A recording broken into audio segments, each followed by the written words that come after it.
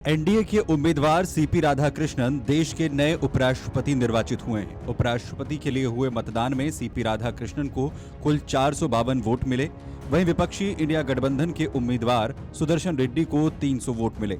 राधाकृष्णन ने 152 वोटों के अंतर से जहां जीत दर्ज की, लेकिन इस जीत के साथ ही सीपी राधाकृष्णन को उपराष्ट्रपति बनने के साथ साथ क्या कुछ सुविधाएं मिलने जा रही हैं, आइए आपको बताते हैं। सबसे पहले बात आवास की।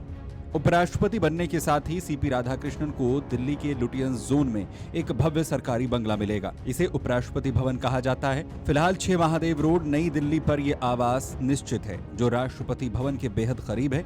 इस बंगले के लिए उपराष्ट्रपति राधाकृष्णन को किसी तरह का कोई शुल्क या किराया नहीं देना होगा। इस बंगले में उनका आवास और दफ्तर दोनों सुविधाएं होंगी। स्टाफ की बात करें तो सीपी राधाकृष्णन को उपराष्ट्रपति सचिवालय में काम करने के लिए जो स्टाफ मिलेगा, उनकी संख्या करीब 62 बताई जाती है। इसमें सचिव, निदेशक, निजी सचिव, अवर सचिव और अन्य प्रशासनिक और परिचालन कर्मचारी शामिल होंगे। इसके अलावा पर्सनल स्टाफ की बात करें तो उपराष्ट्रपति के तौर पर उनके रहने, भोजन, सुरक्षा, व्यक्तिगत काम आदि में सहयोग के लिए लगभग 50 से अधिक लोग जैसे सचिव, सहायक, सेवक, शेफ, हाउसकीपिंग और सुरक्षा कर्मी की सुविधा भी मिलेगी। सिक्योरिटी की बात करें तो उपराष्ट्रपति के तौर पर सीपी राधाकृष्णन को केंद्र सरकार की तरफ से सुरक्षा मुहैया करवाई जाएगी। उनकी सुरक्षा में एसपीजी और हाई फोर्स सिक्योरिटी की तैनाती की जाएगी।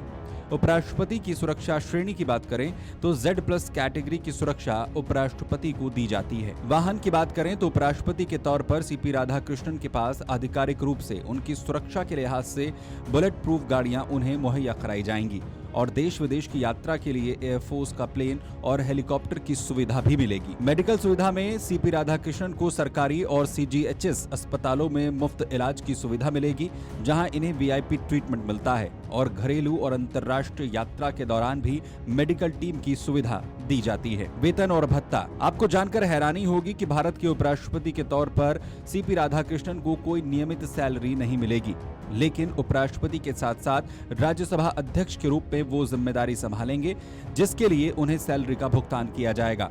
राज्यसभा के अध्यक्ष के तौर पर उनका वेतन करीब 4 लाख रुपए प्रति माह होगा। वहीं सैलरी के साथ साथ यात्रा भत्ता भी उन्हें दिया जाता है। देश और विदेश यात्रा के लिए उन्हें पूरा खर्चा सरकार द्वारा उठाया जाता है। विदेश दौरे पर उच्च स्तरीय प्रोटोकॉल और स्वागत की पूरी सुविधा भी उन्हें मिलेगी। वहीं पेंशन सुविधाओं की बात करें तो जब सीपी राधाकृष्णन अपने पद से रिटायर होंगे, उसके बाद मासिक पेंशन की उन्हें सुविधा मिलेगी। स्टाफ, गाड़ी और ड्राइवर उन्हें मिलेगा। साथ ही पेंशन के साथ भी सरकारी आवास उनको मुहैया कराया जाएगा। तो ये वो तमाम सुविधाएं हैं जो राष्ट्रपति रहते हुए सीपी राधाकृष्णन को मिलेंगी। साथ ही मिलेगी संवैधानिक तौर पर एक बड़ी जिम्मेदारी, जिसका अब उन्हें निर्वहन करना है। अगर आप ये वीडियो YouTube पर देख रहे हैं तो हमारे चैनल को सब्सक्राइब कर बेल आइकन दबाएं और Facebook पर देख रहे हैं तो हमारे पेज को लाइक करें।